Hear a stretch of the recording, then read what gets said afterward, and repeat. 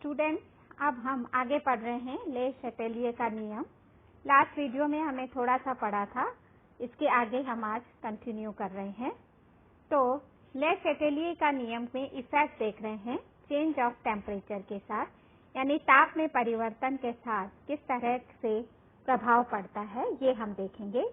तो अगर कोई अभिक्रिया साम्य अवस्था में है और अगर हम ताप में वृद्धि कर रहे हैं तो साम्य अवस्था किस दिशा में विस्थापित होती है, ये ऊष्मा के अवशोषण या उत्सर्जन पर निर्भर करता है।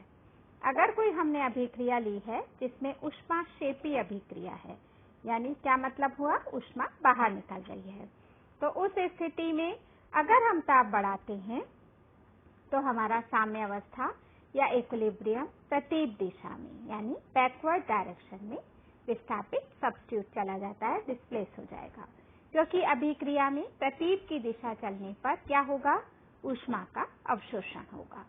तो अगर ऊष्माक्षेपी अभिक्रियाएं हैं, जैसा कि एग्जाम्पल्स दिख रहे हैं, नाइट्रोजन प्लस हाइड्रोजन गैस मिलकर अमोनिया बनाएं, या सल्फर डाइऑक्साइड से सल्फर ट्राइऑक्साइड का बनना, या नाइट्रोजन मोनोऑक्साइड प्लस ऑक्सीजन आपस में क्रिया करके नाइट्रोजन डाइऑक्साइड बनाएं, तो इन अभिक्रियाओं में जब हम ताप में वृद्धि करते हैं तो हमारा इक्विलिब्रियम बैकवर्ड दिशा में शिफ्ट हो जाता है।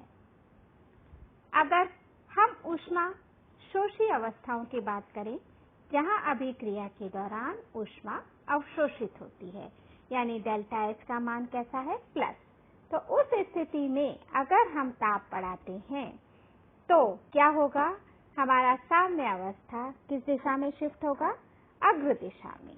और देख सकते हैं उदाहरण कौन से हैं, तो फास्फोरस पेंटाक्लोराइड यानी PCl5 से PCl3 में बनना, नाइट्रोजन और ऑक्सीजन गैस आपस में क्रिया करके नाइट्रोजन मोनोऑक्साइड बनाएं, या कैल्शियम कार्बोनेट से calcium oxide plus carbon dioxide gas बने, या 2 molecules of carbon dioxide gas carbon monoxide plus oxygen बनाएं। तो इस तरह से इन सारी अभिक्रियाओं में, जो कि ऊष्माशोषी अभिक्रियाएं हैं, अगर हम ताप बढ़ाते हैं तो हमारा इक्विलिब्रियम फॉरवर्ड डायरेक्शन में शिफ्ट होता है, और साथ ही साथ अगर हम ताप घटाते हैं तो उस स्थिति में हमारा इक्विलिब्रियम बैकवर्ड डायरेक्शन में यानी साम्य अवस्था पश्चिम दिशा में विस्थापित हो जाती है। तो इस तरह से ले चैटेलियर प्रिंसिपल के अकॉर्डिंग अगर हम ताप में परिवर्तन करते हैं तो इक्विलिब्रियम शिफ्ट होता है। अगर सपोज करते हैं कि हम कुछ अक्रिय गैसें यानी इनर्ट गैसें रिएक्शन के दौरान मिला रहे हैं, तो effect of addition of inert gases on equilibrium, साम्य अवस्था पर क्या प्रभाव पड़ता है अगर हम अक्रिय गैसें मिलाते हैं। तो अक्रिय गैसों के लिए वे अभिक्रियाएं जिसमें डेल्टा N बराबर 0 है, यानी अभिक्रिया के दौरान नंबर ऑफ मोल्स में परिवर्तन नहीं होता, तो उस स्थिति में अगर हम अक्रिय गैस मिलाते भी हैं तो भी साम्य अवस्था पर कोई प्रभाव नहीं होता और Kp का मान दाब पर निर्भर नहीं करेगा। अगर हम कहें कि जिस अभिक्रिया में डेल्टा N का मान 0 नहीं है, तो फिर उस स्थिति में अक्रिय गैस मिलाने पर साम्य अवस्था पर प्रभाव पड़ता है। तो दो प्रकार से पड़ता है। पहला, अगर स्थिर आयतन पर यानी एट कांस्टेंट वॉल्यूम, अगर हम आयतन में कोई परिवर्तन नहीं कर रहे, आयतन को हमने स्थिर रखा हुआ है और कोई अक्रिय गैस मिला दी गई, तो साम्य अवस्था पर कोई प्रभाव नहीं पड़ता है अगर आयतन में परिवर्तन नहीं किया गया है। अक्रिय गैस मिलाने पर क्या होगा, आयतन में तो परिवर्तन नहीं हो रहा है, किसमें परिवर्तन होगा, दाब में परिवर्तन होगा, और दाब क्या होगा, ज्यादा हो जाएगा, तो दाब में वृद्धि हो जाएगी। परंतु कंडीशन क्या होगी कि अभिकारक और उत्पादों के आंशिक दाब यानी उनके जो पार्शियल प्रेशर्स हैं उनमें कोई परिवर्तन नहीं होता। कुल दाब में परिवर्तन हो सकता है पर रिएक्टेंट्स और प्रोडक्ट्स के पार्शियल प्रेशर्स में कोई चेंज नहीं होता। तो इसका मतलब जब कोई चेंज नहीं होता और कुल दाब में वृद्धि अक्रिय गैसों के मिलाए गए मोलों के समानुपाती होती है। तो जितना हम अक्रिय गैस मिलाते हैं उतना ही प्रेशर बढ़ता है, और प्रेशर चूंकि इक्वली बढ़ रहा है तो पार्शियल प्रेशर लगभग समान रहते हैं। इसलिए अक्रिय गैस मिलाने पर निश्चित आयतन की कंडीशन में साम्य अवस्था पर कोई प्रभाव नहीं होता। अब दूसरी कंडीशन लें कि एट कांस्टेंट प्रेशर या स्थिर दाब पर, यदि दाब स्थिर रखते हुए हम अक्रिय गैस मिलाते हैं तो क्या होगा? आयतन में वृद्धि होगी, और आयतन में वृद्धि होगी यानी मोलों की संख्या में भी वृद्धि होती है, और जब मोलों की संख्या में वृद्धि हुई तो इसका रिजल्ट क्या होगा कि अभिकारक और उत्पादों के मोल फ्रैक्शंस में कमी हो जाती है, क्योंकि मोलों की संख्या बढ़ गई तो मोल्स की संख्या को हम भाग वाली संख्या में लेते हैं, तो मोल फ्रैक्शन कम हो गया, और कम होने से क्या कम हो गया? आंशिक दाब कम हुआ। तो अगर हम स्थिर दाब में रखते हुए अक्रिय गैस मिलाते हैं तो आयतन में वृद्धि हुई, आयतन में वृद्धि के फलस्वरूप मोल फ्रैक्शन कम हुए, और मोल फ्रैक्शन कम होने से क्या कम हो गया? आंशिक दाब या पार्शियल प्रेशर कम होता है। अब कंडीशंस ले रहे हैं। सपोज करते हैं कि हमने ऐसी अभिक्रियाएं ली हैं जिसमें delta N is greater than 0, यानी मोल में जो परिवर्तन है उसका मान 0 से ज्यादा है, पॉजिटिव है, धनात्मक है। तो उस स्थिति में अगर हम अक्रिय गैस मिलाते हैं तो हमारा साम्य अवस्था अग्र दिशा में विस्थापित या शिफ्ट हो जाता है। For example, PCl5 gives PCl3 plus Cl2। तो 1 मोल अभिकारक से 2 मोल उत्पाद के बन गए। उसी तरह से जब हम N2O4 लेते हैं तो उससे भी हमारे 2NO2 बने, यानी अभिकारक का 1 मोल है और उत्पाद के 2 मोल हैं, तो डेल्टा N का मान पॉजिटिव है। उस स्थिति में इक्विलिब्रियम फॉरवर्ड डायरेक्शन में शिफ्ट होता है। अगर ऐसी अभिक्रियाएं ली जाए जिसमें delta N is less than 0, तो डेल्टा N का मान ऋणात्मक होगा, और उस अवस्था में अगर हम अक्रिय गैसें मिलाते हैं तो साम्य अवस्था बिल्कुल विपरीत बैकवर्ड डायरेक्शन में या पश्चिम दिशा में शिफ्ट हो जाती है। तो इसमें क्या होगा? अभिकारक के मोल्स ज्यादा होंगे। हम देख रहे हैं N2 plus 3H2, यानी अभिकारक 4 मोल है, जबकि कितनी बन रहा है? 2 अमोनिया, तो उत्पाद सिर्फ 2 मोल है। इसी तरह से 2SO2 plus O2, यानी 3, और प्रोडक्ट में उत्पाद में हमारे पास 2SO3 आ रहा है। तो जब डेल्टा N नेगेटिव है तो हमारा इक्विलिब्रियम बैकवर्ड डायरेक्शन में शिफ्ट होगा, और जब डेल्टा N पॉजिटिव है तो हमारा इक्विलिब्रियम रिएक्शन में फॉरवर्ड डायरेक्शन में शिफ्ट होगा। शॉर्ट में हम क्या कह सकते हैं कि अगर हमने स्थिर दाब रखा है और अक्रिय गैस मिलाए हैं तो साम्य अवस्था जो है वो जिस दिशा में आयतन बढ़ता है उस दिशा में शिफ्ट होती है, क्योंकि नंबर ऑफ मोल जहाँ ज्यादा है उस तरफ हमारा साम्य अवस्था शिफ्ट होगा। तो इतना था हमारा ले शैटेलियर का नियम, और उसकी वजह से ताप, दाब और आयतन के इफेक्ट्स हमने देखे। अब हमारे हैं नए टॉपिक पे फिजिकल इक्विलिब्रियम या भौतिक साम्य। तो भौतिक साम्य को समझने के लिए हम कुछ पहले उदाहरण ले रहे हैं। भौतिक साम्य क्या है? जैसे पानी सॉलिड अवस्था में है और पानी लिक्विड अवस्था में, यानी बर्फ अगर हम लेते हैं तो वो ठोस और द्रव दोनों अवस्था में साम्य अवस्था में रहती है, जैसे हमने नीचे लिखा बर्फ और जल। उसी तरह से जल और वाष्प यानी पानी द्रव अवस्था में भी रहता है और साथ ही साथ कुछ वेपर फॉर्म भी रहती है, तो पानी liquid, equilibrium with water vapour. अब सल्फर की बात करें तो सल्फर एक फॉर्म में सॉलिड एंड इक्विलिब्रियम में रहता है सल्फर विथ लिक्विड। इसी तरह आयोडीन सॉलिड साम्य अवस्था में रहती है आयोडीन गैस के। कैल्शियम एसीटेट प्लस एक्वस यानी एक्वस कर रखा है, थोड़ा सा पानी मिला रखा है, और उसी तरह से कैल्शियम एसीटेट एक्वस ये तीनों भी किसमें रहते हैं, साम्य में रहते हैं, ऊष्मा निकलती है। इसी तरह अगर हम पोटेशियम क्लोराइड प्लस वाटर लें तो पोटेशियम क्लोराइड में वाटर मॉलिक्यूल ऐड हो जाते हैं और इसमें ऊष्मा बाहर निकलती है, तो ये भी एक साम्य अवस्था में रहते हैं।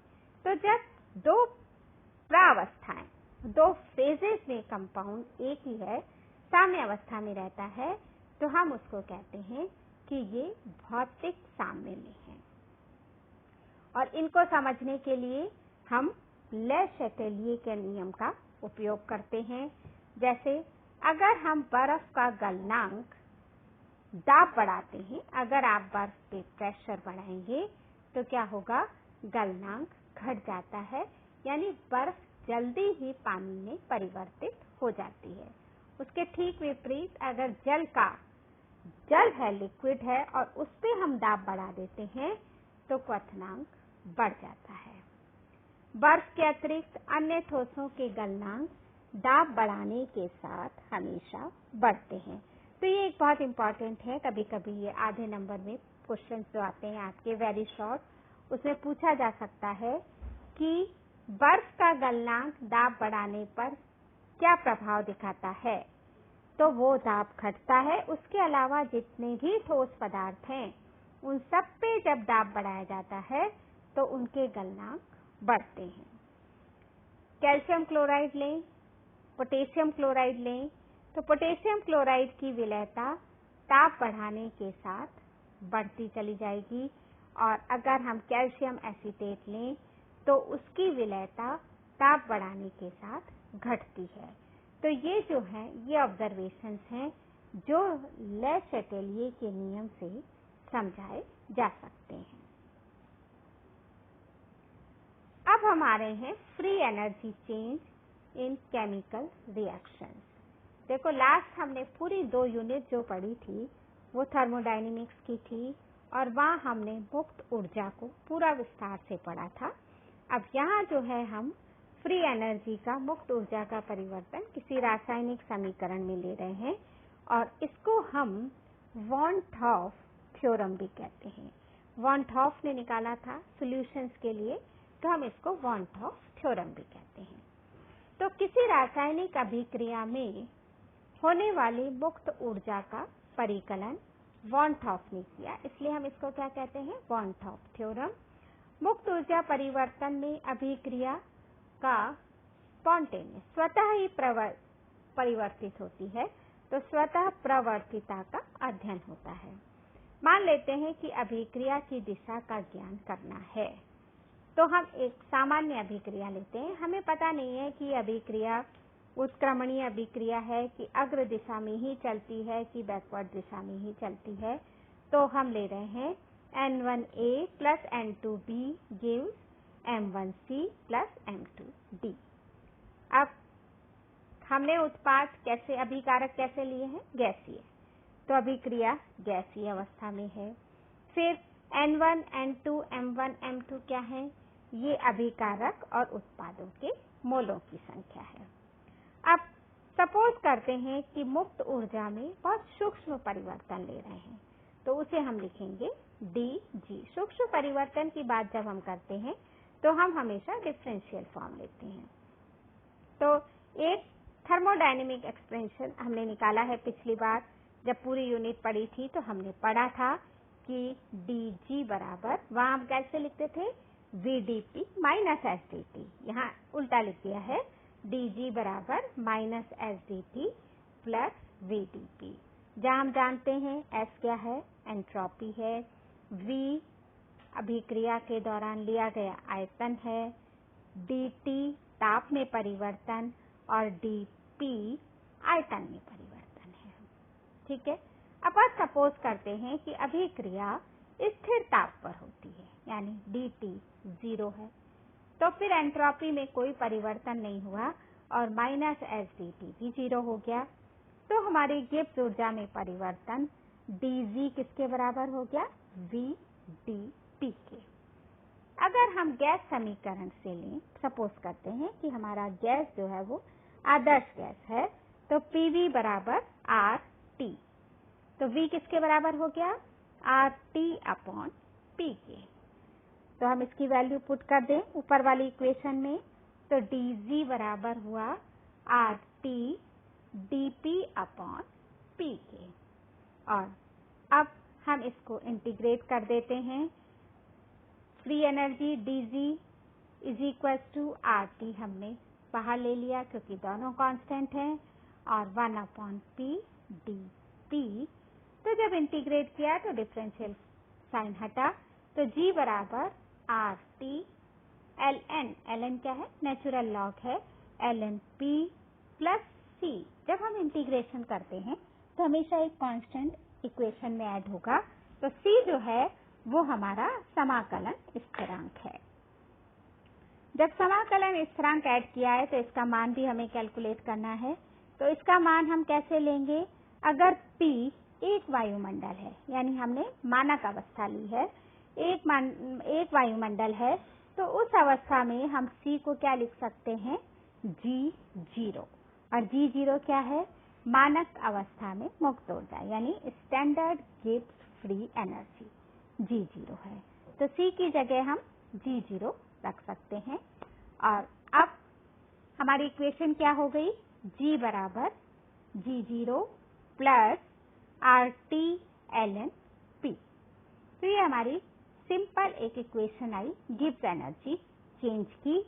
अब अगर हमारे पास A, B, C, D 4 reactant and products हैं, तो G0 क्या हो जाएंगे? G0A, G0B, G0C और G0D हो जाएगा। और उसी तरह से इनके पार्शियल प्रेशर्स क्या हो जाएंगे? PA, PB, PC और PD। तो अब हम ऊपर वाली इक्वेशन जो सिंपल है, G बराबर G0 plus RT ln P, इसको हम 4 में डिवाइड कर सकते हैं। सबसे पहले रिएक्टेंट A के लिए N1 मोल्स हैं, तो N1GA बराबर N1GA G0 plus N1 RT ln PA। B के लिए N2GB बराबर N2 G0B plus N2 RT ln PB। फिर ये तो हुए दोनों रिएक्टेंट्स का। अब हम प्रोडक्ट्स पे आ रहे हैं, तो C और D है, तो M1 मोल्स, तो M1GC बराबर M1 G0C plus M1 RT ln PC, और M2GD बराबर M2 G0D plus M2 RT ln PD। तो इस तरह से ये 4 फॉर्म्स आ गई। और अब हम इन चारों को, हमारी जो पहली इक्वेशन है N1A plus N2B M1C plus M2D, ये रिएक्शन थी, तो इसे हम डेल्टा G में रख सकते हैं। तो इसमें डेल्टा G में मुक्त ऊर्जा में परिकलन क्या हुआ है? डेल्टा G बराबर summation of G of product minus summation of G of reactant. तो हम लिख सकते हैं M1GC plus M2GD minus N1GA plus N2GB। अब ऊपर चारों इक्वेशंस दिख रही हैं, जहां पर GA, GB, GC और GD के मान रखे हुए हैं। हम उनको इसमें पुट कर देते हैं। तो डेल्टा G बराबर, एक बड़ी सी इक्वेशन आपको दिखाई दे रही है, तो M1 G0C plus M2 G0D minus N1 G0A minus N2 G0B। ठीक है, अब बाकी की चीजें कॉमन थी तो हमने कॉमन ले ली, प्लस RT ln PC, यानी partial pressure of C to the power M1 into partial pressure of D to the power M2 divided by partial pressure of A to the power N1 into partial pressure of B to the power N2। अब simplify करें तो हम लिख सकते हैं delta G बराबर delta G0 plus RT ln partial pressures of product divided by partial pressures of reactant। अब अगर साम्य अवस्था है एट इक्विलिब्रियम तो क्या हो जाएगा, डेल्टा जी 0 हो जाएगा। तो हम लिख सकते हैं डेल्टा जी की जगह 0 और बाकी इक्वेशंस को पूरा सेम लिखा, delta G 0 plus RT ln partial pressures of product divided by partial pressures of reactant, और फिर हमने इसको ब्रैकेट में बंद करके कंडीशन लिखी है साम्य अवस्था। ठीक है, अब डेल्टा जी 0 को हम लेफ्ट साइड में ले गए तो minus delta G 0 plus right side में हमारे RT ln PCM1 वही partial pressures of product divided by partial pressures of reactant. तो जो प्रोडक्ट और रिएक्टेंट के यानी उत्पाद और अभिकारक के आंशिक दाब का जो अनुपात है उसको हम क्या कहते हैं, साम्य स्थिरांक Kp। तो वो Kp हमने यहाँ पुट किया और हमारी इक्वेशन बहुत सिंपल हो गई कि माइनस डेल्टा G0 बराबर RT ln Kp।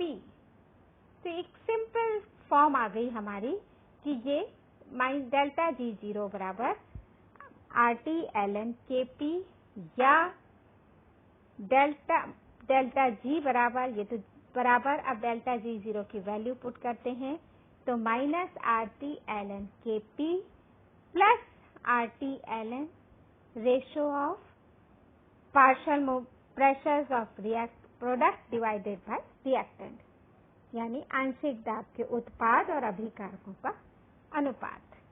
अब सिंप्लीफाई कर दिया हमने, तो ये जो इक्वेशन आई है हम माइनस साइन को दूसरी तरफ ले गए, माइनस डेल्टा जी बराबर RT ln Kp minus RT ln PC to the power m1 into PD to the power m2 divided by PA to the power n1 into PB to the power n2।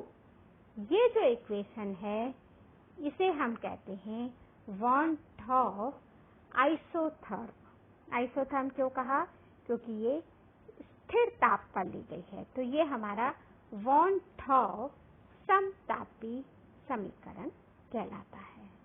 तो इस तरह से हमने free energy change लिया है एक chemical reaction में, condition हमने स्थिर ताप पर रखी है, समीकरण को वॉन हॉफ ने दिया, इसलिए हमने इसका नाम रखा वॉन हॉफ समतापी समीकरण।